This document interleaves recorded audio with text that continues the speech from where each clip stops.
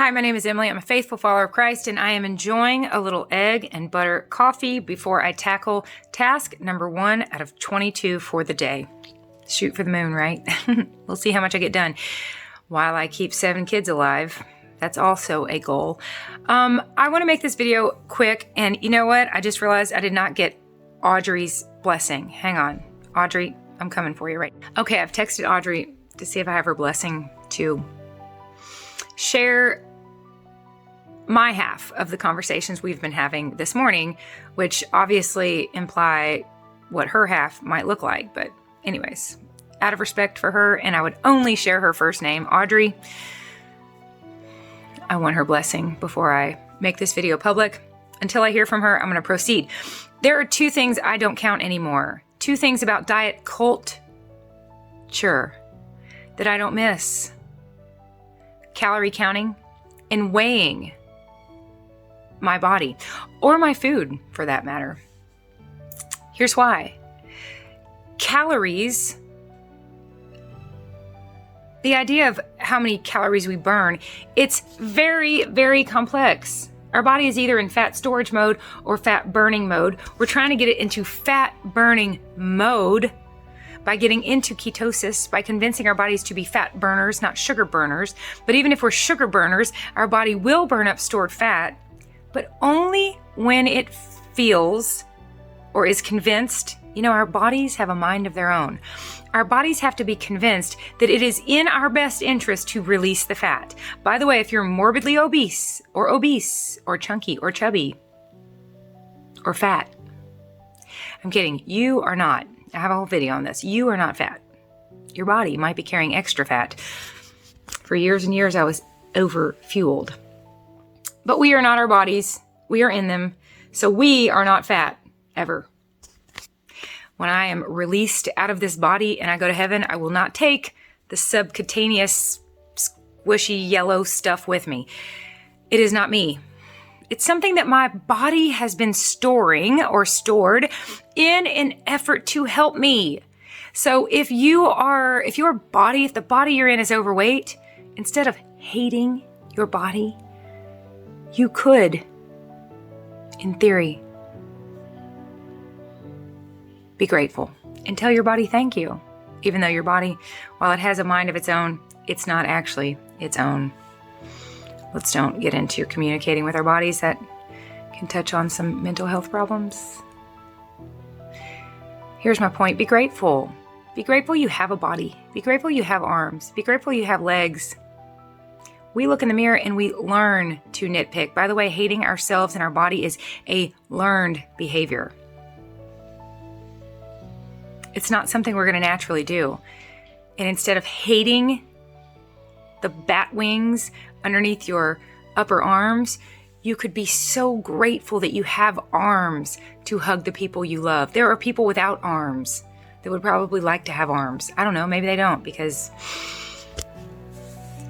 typically the people with the least are the most grateful. But whether or not we are in fat burning or storing mode is a very complex situation. The Gabriel Method. I read that book years and years and years ago, and that's when John Gabriel opened my eyes to the fact that our body's not going to release stored fat unless it's convinced that that's the best idea. One of the reasons it's storing fat is because we are having the city dump so much garbage into our pie holes. Our body's desperately trying to mine nutrition. You can be 400 pounds and starving for nutrition. If you are barely getting some nutrition in amongst all the garbage, it would be like needing a pencil and asking the city dump to go around town, collect all the trash, and then you open your front door and have them dump it in your house. While you're looking for a pencil, you're going to be shoving that garbage in every room of your house. And some rooms are going to get so full, you're going to have to add on. It's garbage, and you're going to be looking for a pencil. Years ago, when I quit consuming sugar and flour, I learned how to go for the pencil and get it directly and bypass consuming all that crap, all that garbage, all that unnecessary poison that my body is thinking, I better hang on to this because we're starving. We desperately need vitamins and minerals. We desperately need protein and fat and carbohydrates. We desperately need nutrition. And all we're getting is this processed, industrial, arguably, just because you can chew it and swallow it does not mean it's edible. And there's money to be made in selling all sorts of products that aren't good for us. Soybean oil was once deemed inedible. And then in the 80s, they got it through. And now it's in almost everything. Sugar is in almost everything. It's not good for us. We can chew it and swallow it, but it is poison. So whether or not our bodies are burning or storing fat is far beyond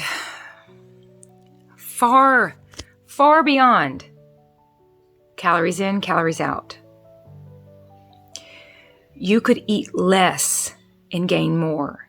Because if you're eating garbage, your body's going to think, we better hang on to every morsel of this. You could eat more and lose weight because your body's saying, wow, this is awesome. We are home free. We've made it. We're getting nothing but nutrition. Let's go ahead and be an efficient fuel burner and burn this stuff up and have energy and feel amazing. And while we're at it, let's go ahead and burn up some of that stored stuff too. So confident. Kelly Hogan recently talked about this, upping her calories to something like 3,500 a day. I don't even know what. And she lost 5 pounds. It's not as simple as calories in, calories out. So 2 things I don't count anymore. I don't count calories. And by the way, I'm totally convinced in another video that I listened to that calories were originally calculated by comparing our bodies to steam engines and the coal that was burning and I don't know, the thermo something, it's beyond me, right? There's some steam engine science I'm not real familiar with, but that's where the whole notion of calories came from. And then we tried to, from what I understand and what I gathered from this one video, we tried to apply that to our bodies, and it just does not. It is not apples and apples. It's not. So calories are arbitrary. And if I tried to limit them like I did for decades, I could inadvertently stress myself, cause fight or flight, get into a state of adrenaline, cortisol, stress hormones. When our cortisol is up, we are in fat storage mode. Cortisol plus insulin, bad combination. Fat storage mode when we're stressed. And I stressed for decades about calories and points and ounces and grams. And I lost over 100 pounds and got very skinny, and I manipulated my body into shedding and burning all of the stored fat and probably lots of lean muscle too. I didn't like what I looked in the mirror, or I didn't like what I saw when I looked in the mirror. I looked like I had problems that I knew I didn't have.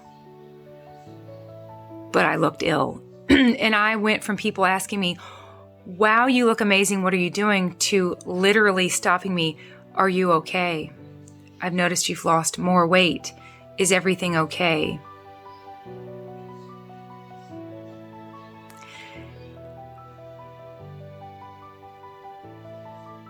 It's a relief to feed my body at this point. It's also a relief to give up the scale. We don't have one in the house anymore. I don't want to be tempted to use it as a strategy, as a motivator, as an external piece of data that can only do one thing for me. It can only tell me the effect that gravity has on me. It can literally only tell me, the scale can only tell me literally how much this body I'm in weighs.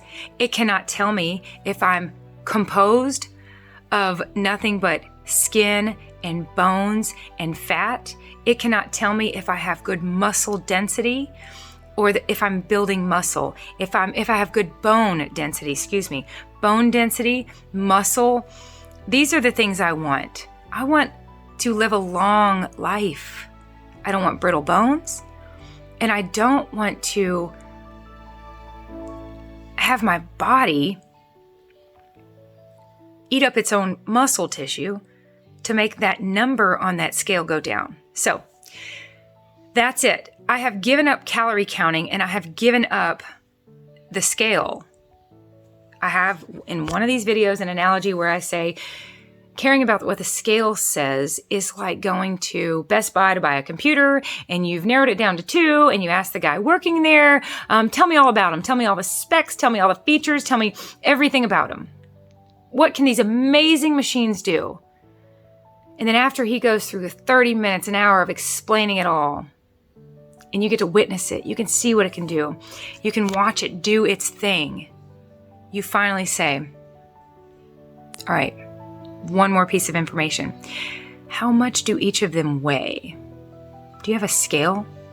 I think the guy at Best Buy would look at you like, after all that, after learning about these amazing machines, you want to know how much it weighs? Like, what difference does that make? Now, maybe if one weighed 50 pounds and you're going to be lugging it around your college campus, well, you get my point. That's not likely. The point is, we are inside of amazing machines. Let's be grateful for how well they function. Let's not get too hung up on how they look, because they are flowers quickly fading. That's 1 Peter 1:24. Flowers quickly fading. I'm reminded of that often as I hang out with sweet little kids that don't have the wrinkles that I do on my flower.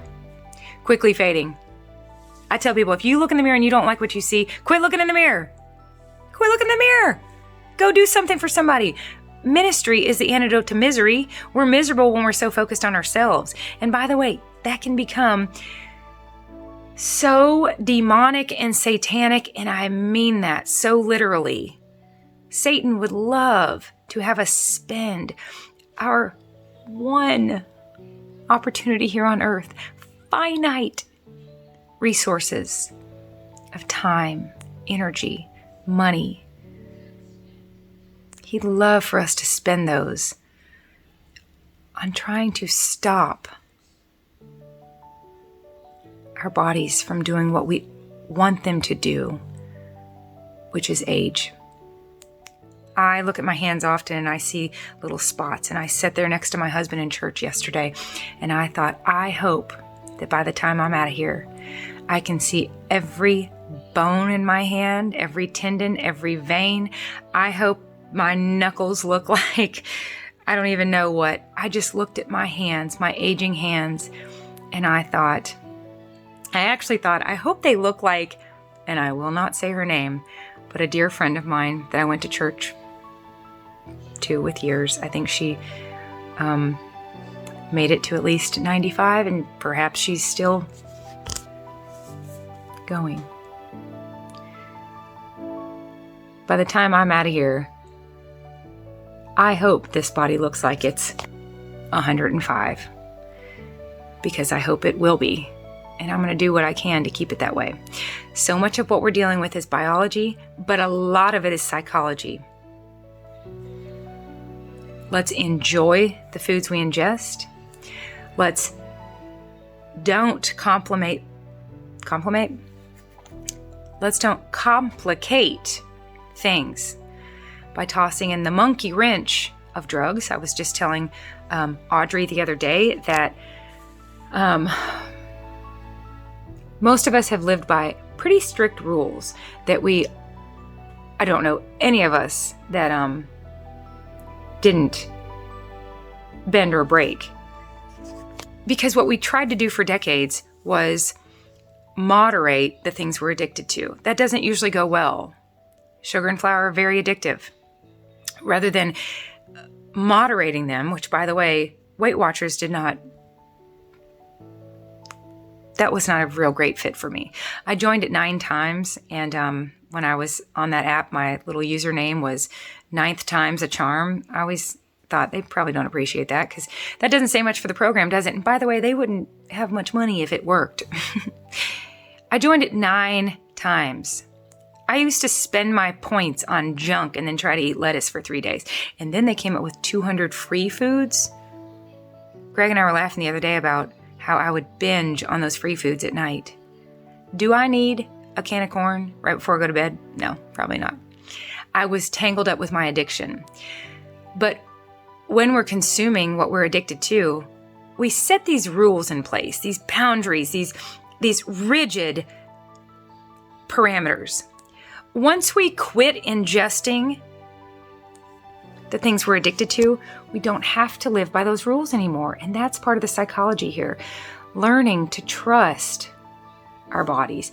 And we can't trust them until we heal them. And we heal them by feeding them and letting them become confident, feeling safe and secure, that we're not going to open the front door and fill the house with garbage anymore. They're going to get a steady flow of nutrition coming and going, coming and going. It's a function, in and out, in and out.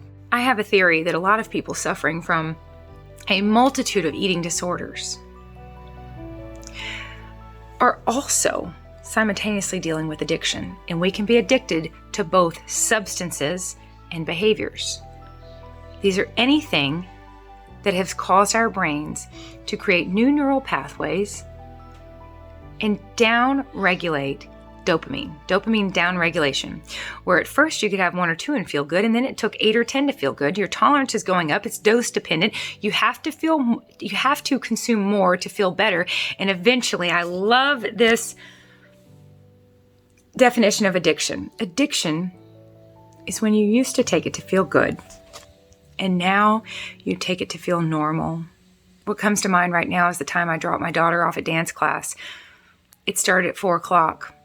It was 3:58. We could have run in, but because she was a toddler, I had to dance with her. So I had to take my shoes off and get in there with her, and I knew I would not be able to last an hour unless I got sugar in my system, exactly like someone that's addicted to nicotine or alcohol. I felt like I was on fire, and all I had to do to put the fire out was put her. Anybody with kids will know this is addiction. I had children out of the van, and the craving hit, and I didn't want to suffer through an hour. I put these children at 3:58 back in the van so that I could cross the parking lot and go to Arby's and get a double stuffed chocolate, I don't care what. I'm not going to taste it. If I could, I'd put it in my arm to make me stop shaking so that I could get through this hour of dance class. I got 2 so that I could pretend like somewhere deep in denial in my brain, I could pretend like we're just going to have a little cookie. What, at 3:59 when class starts at 4? None of this makes sense. Other than as addiction. I got 2 400-calorie cookies. One for me, one for the girls to share, because we're going to have a cookie right before class. What do they say? Nothing to see here. Like, my kids were little enough to not question all that. But they didn't get their cookie because I ate 1 and it wasn't enough. I was still shaking. So I ate theirs as well. Whew, calm down. All right, now let's go to dance class. We can be addicted to substances for sure, and we can be addicted to behaviors. There's plenty of them. Sex, gambling, pornography, anything where at one point a little kind of did the trick, and then it took more, and then it took more, and then it took more, to the point where I like I just spilled coffee. I'm going to keep going. You know what? That's an opportunity, and it's Wah. I'm sad. I wanted all of it. And now my bedspread got some of it. I'll show you. Where was I? That's a opportunity, by the way. I coined that term when my 5th child, I now have 7. We squeezed a couple more in. When my 5th biological child was a baby, it was the hardest year of my life. And every single day was triage. I started with blood and then poop and then tears. We just worked our way through the day. And when I would spill something, I would tell myself, this is an opportunity. It's an opportunity to mop. And I will tell you, this bedspread is dirty. It's been bothering me. Well, now I'm going to do something about it. So, hallelujah. I hope the stain comes out. Where was I? Of course, we can be addicted to behaviors. My point is, we can be addicted to both. And I say this on like 1,000 of my 640 videos. At least 100 of them. I don't know. I used to say, hi, my name is Emily, and then I would go on to say, I'm a faithful follower of Christ, and I'm addicted to. That's the Celebrate Recovery intro.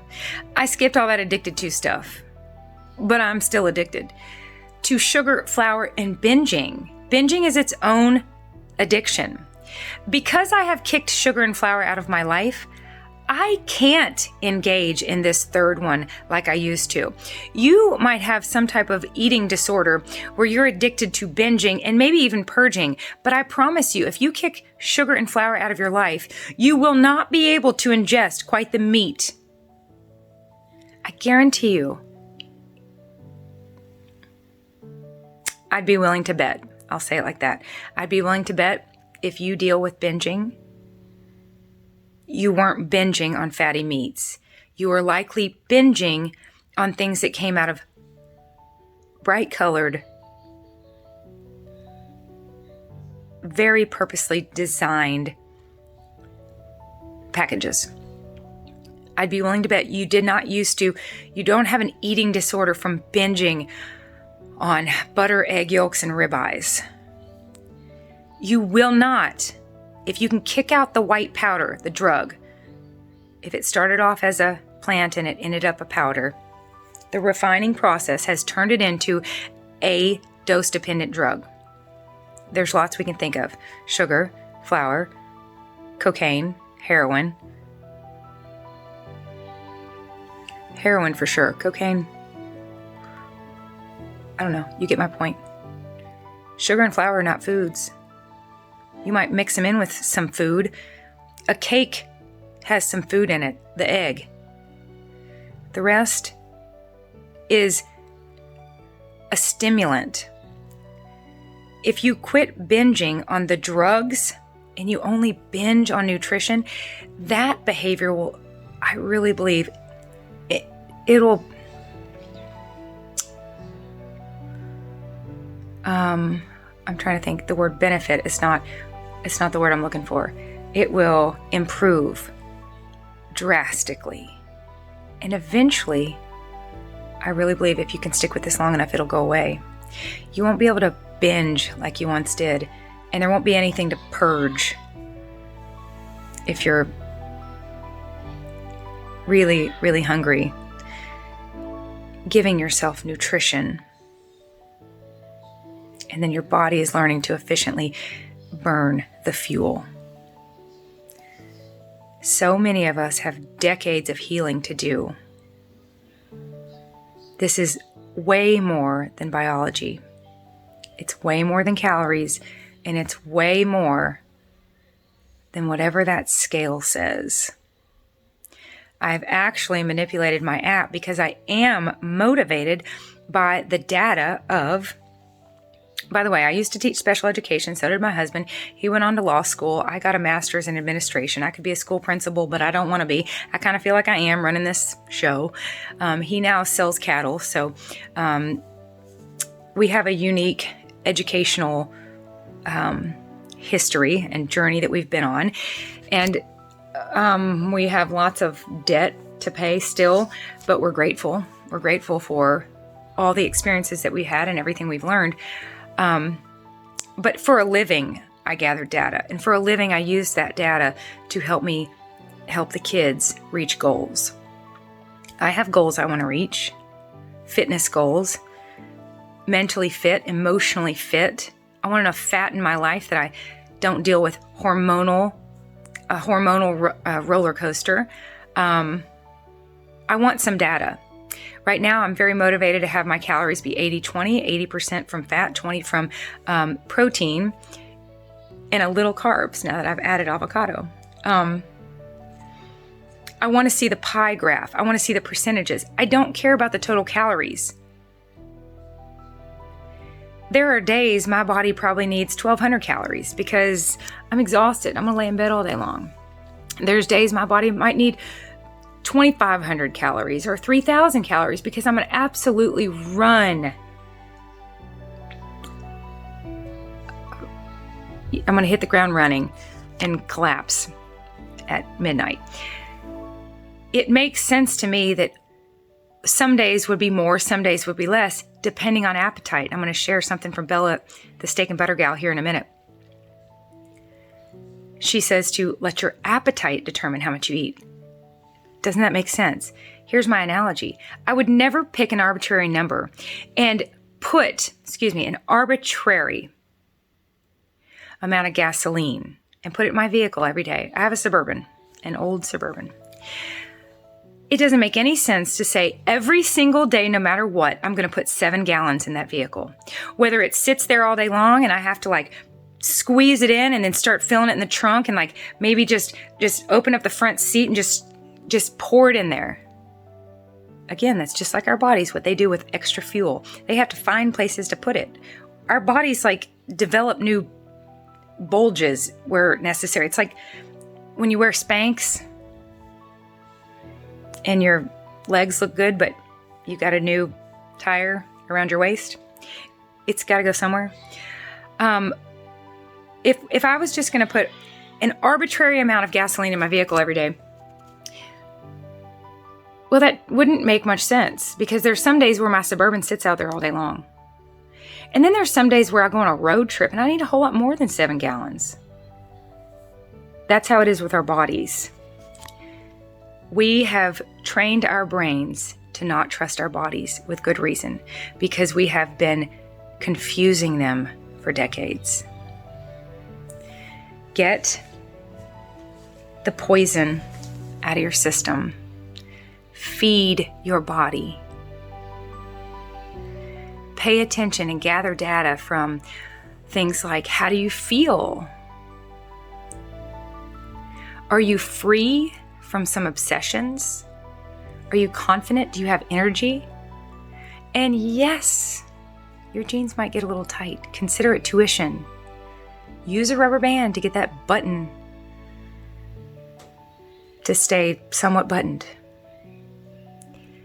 Allow your body to wax and wane a bit. You have absolutely put it through torture for decades. Feed it. And trust, like my dad used to say, it will seek its own level.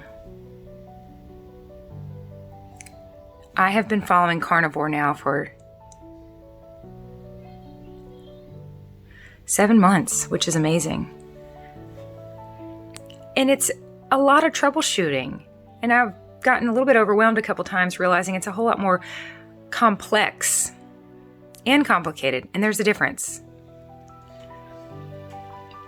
I understand. Someone explained it. I heard someone explain once that complicated is when there's just difficult, lots of steps, right? Like a very complicated math problem, but there's step that you go to get the answer. Complex is where there's so many factors and it's very difficult to even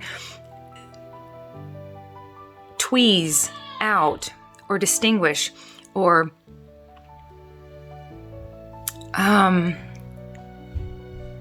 tease, not tweeze. Yes. Your candy bag. Clara, I'm making a video about not eating sugar and flour. I'm very sorry. And you want your candy bag? Yeah. Okay, your candy bag is on top of the refrigerator. I expect you to dump it out and share it. Make it go 4 ways. Okay? The boys didn't even get to go to the... Okay. They didn't even get to go to the what? What was it called? Clara. It was called a parade. Franklin was on a float and the girls got to go. Anyways, they got some candy. They're going to split it 4 ways. I don't keep sugar and flour for my kids. I teach them to manage it. And then if they end up addicted, well, they can watch my videos. Tease, not tweeze. Use tweezers to tease. It's when something's very, very complex, there's so many factors involved. Whether you're male or female,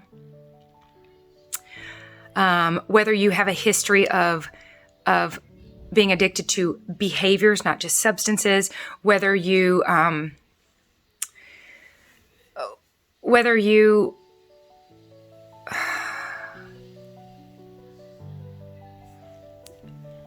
there's just a lot. There's a lot going on. So let me encourage you to be patient with your body. It has been very patient with you for decades.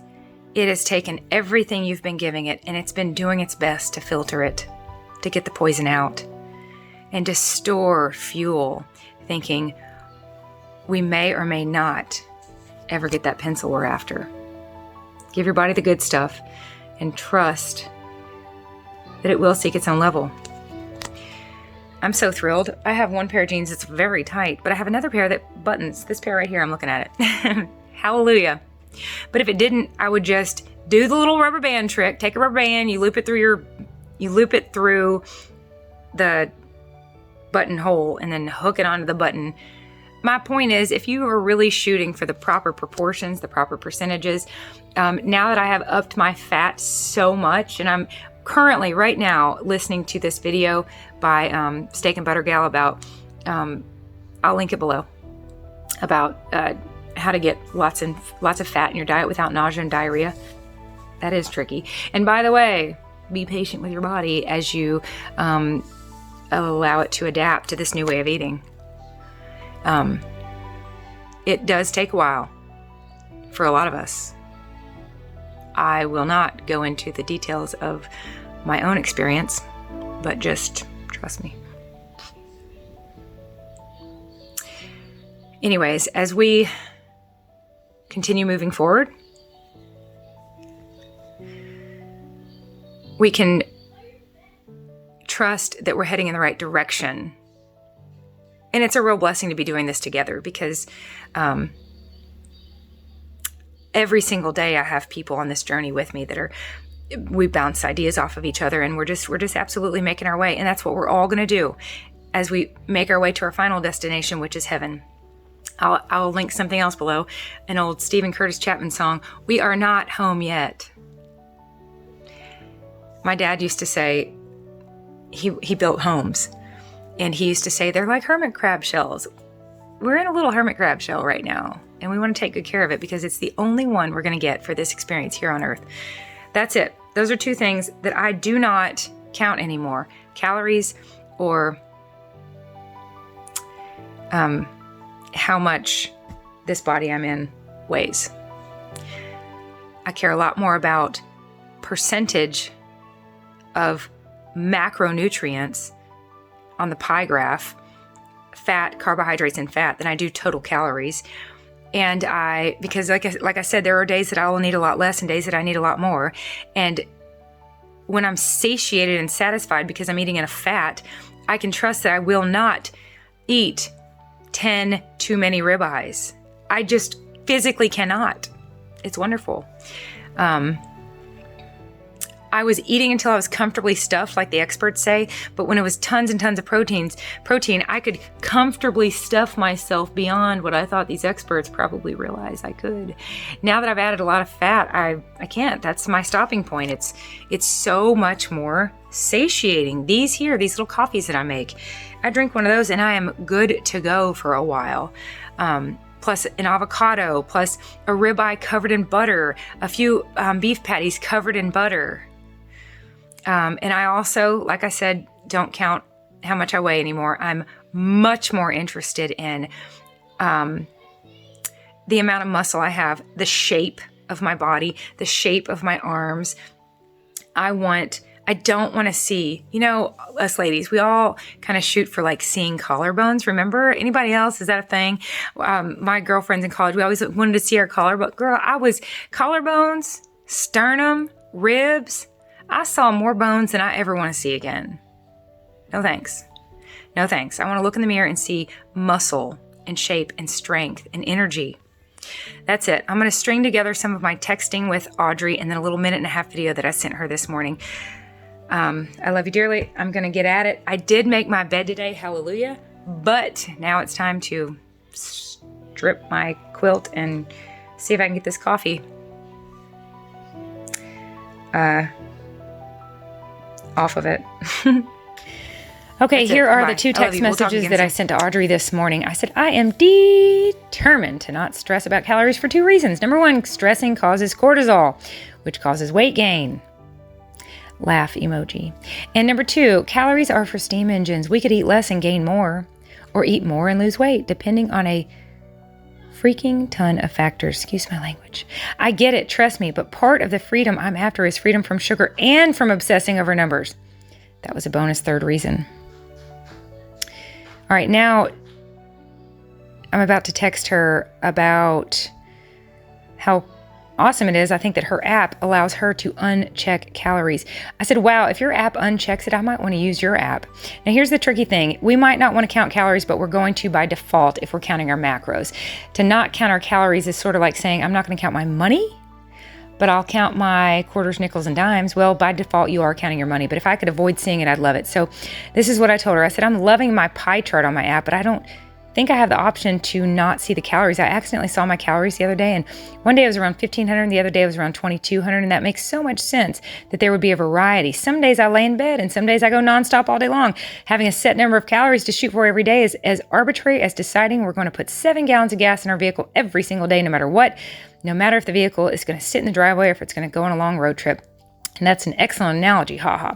I am so happy for you that you've not weighed. It is so freeing, isn't it? I literally don't want the data. I can tell if my weight is up or down. I don't need the number. It's that simple. I do not need the number. And the number only tells me how much my body is fighting against gravity. It does not tell me if I am nothing but skin and bones and fat or muscle and bone density. I want muscle and bone density. The scale cannot tell me that. You go, girl. Whew, that was like my 4th. I highly recommend that you guys go by appetite when it comes to the amount of food. These meals that I cook up in the video are ideas for what you guys can cook at home for your high-fat carnivore living. But please do not mimic to the T the amounts of meat, the amounts of eggs and butter that I use per meal. Good morning. Relax, breathe. Girl, 6 out of 7 of my kids are staying home. 1 is going to school, so I am scrambling some eggs, thinking about you. And then you texted me. How cool is that? How cool is that? Okay, I'm so glad you're relaxed. I'm so glad you're breathing. But I swear to you, now's not the time. I swear by this. Do not worry about calories. I swear by that. Kelly Hogan upped her calories and lost 5 pounds. Listen, I can show you a little trick that I use on my app. To where I can see the percentages. I want the percentage of fat. And trust me, the amount will take care of itself. And girl, if you have to gain a couple pounds to learn about what all we're doing, that's fine. Weight has to fluctuate just a bit in the process of learning how to heal these brains, not just these bodies, but these obsessed, addicted, disordered brains of ours. So be it. I'm so glad you're breathing. Use a little rubber band to keep your pants buttoned. If you have your fat from yesterday looked awesome, over 200, that's pretty amazing. I know I've tried all sorts of like beef, tallow, bacon, cooking, and blah, blah, blah. I just like to cook in butter. I've kind of narrowed it all down to butter. But let me show you on my app how I have tweaked things with the numbers so that I only see percentages and not calories. I have to go out of my way to see total calories. All I care about are the percentages. And yes, we might gain a couple pounds in this process of weaning ourselves off diet culture. But consider it tuition, and it's worth every ounce.